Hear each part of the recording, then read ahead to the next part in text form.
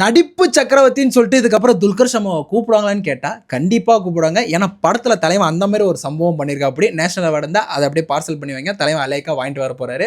காந்தான்னு ஒரு மூவி தாங்க பார்த்துட்டு வந்தோம். ஆன்லைன் என்னன்னு பார்த்தீங்கன்னா ஒரு ஆசானுக்கும் குருக்கும் நடக்கிற ஒரு ஈகோ கிளாஷுங்க. இதனால் யார் பாதிக்கப்படுறா, இது தாங்க இந்த படத்தோட கதையே. இன்னும் ஒரு ஸ்டோரி வந்து ரொம்ப சிம்பிளாக இருக்குது அப்படின்னு நினைப்பீங்க. அதை ஒரு கிளாசிக்காக ஒரு அழகாக சூப்பராக எடுத்துருக்காங்க. நீங்கள் நினைக்கிற மாதிரி மசாலா கலந்து ஆக்ஷன் கலந்து அப்படிலாம் இந்த படத்தில் எதுவுமே கிடையாதுங்க. ஃபர்ஸ்ட் ஆஃப் ஃபுல்லாக அந்த ஆக்டிங் பர்ஃபார்மன்ஸ் வைஸ் அப்படியே பீக்கில் போயிட்டே இருக்கும். ஆனால் கொஞ்சம் ஸ்லோவாக ரொம்ப நேரம் போகிற மாதிரி இருக்குங்க ஃபர்ஸ்ட் ஹாஃப். ஆனால் செகண்ட் ஆஃப் ஒன்ஸ் ஆரம்பிச்சதுக்கப்புறம் இன்ட்ரோவில் ஒரு ட்விஸ்ட் வச்சு செகண்ட் ஆஃப் ஆரம்பிப்பாங்க பாருங்கள், ரொம்ப பிடிச்சிருந்ததுங்க. இது அப்படியே ஒரு கிரைம் த்ரில்லராக மாற்றும் போது ரொம்ப இன்ட்ரெஸ்டிங்காக இருந்தது.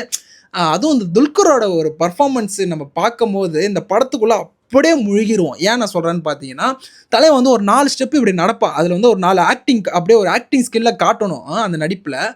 தலைமை ஒரு ஸ்டெப்பு போட்டு அதை நடிப்பாக இருப்பாருங்க. அப்படியே தியேட்டரில் எல்லாம் கிளாப்ஸ் தான், அவ்வளோ கிளாப்ஸ் காட்டுறாங்க. ஏன்னா அவ்வளோ சூப்பராக நடிச்சிருந்தாரு.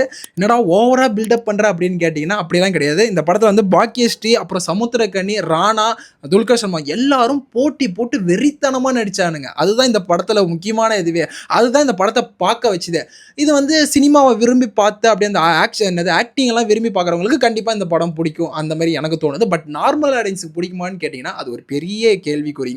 ஏன்னா வந்து ரொம்ப ஸ்லோவாக போகுது. திடீர்னு அது அவங்க அந்த பர்ஃபார்மன்ஸ் எல்லாம் எப்படி பார்த்து வியப்பாங்களா அப்படின்றது எனக்கு தெரியல. இது என்னோட ஒப்பீனியனை எனக்கு ஷேர் பண்ணுறேன். நீங்கள் பார்த்துட்டு இந்த படம் எப்படி இருக்குது ஏது இருக்குன்றத கமெண்ட்டில் மென்ஷன் பண்ணுங்கள். இந்த படத்துக்கு நம்ம கொடுக்குற ரேட்டிங் என்ன பார்த்தீங்கன்னா 5க்கு 4.2 கொடுக்குறேங்க. இது என்னோட பர்சனல் ஒப்பீனியன். ரிவ்யூலாம் அப்படியே பெருசாக நான் உள்ளே வந்து பார்த்துல இது பண்ணல. டெக்னிக்கலாக இந்த படம் வந்து ரொம்ப ஸ்ட்ராங்காக இருக்கும், ரொம்ப சூப்பராக பண்ணியிருந்தாங்க. மியூசிக்கு நல்லா இருந்ததுங்க. நீங்கள் பார்த்துட்டு எப்படி இருக்குன்னு சொல்கிறேங்க. இதுக்கப்புறம் இந்த வீடியோ பிடிச்சிருந்தா ஒரு லைக்கை போட்டு ஃபாலோ பண்ணிங்க, உங்கள் ஃப்ரெண்ட்ஸ் அண்ட் ஃபேமிலிக்கு ஷேர் பண்ணுறேங்க.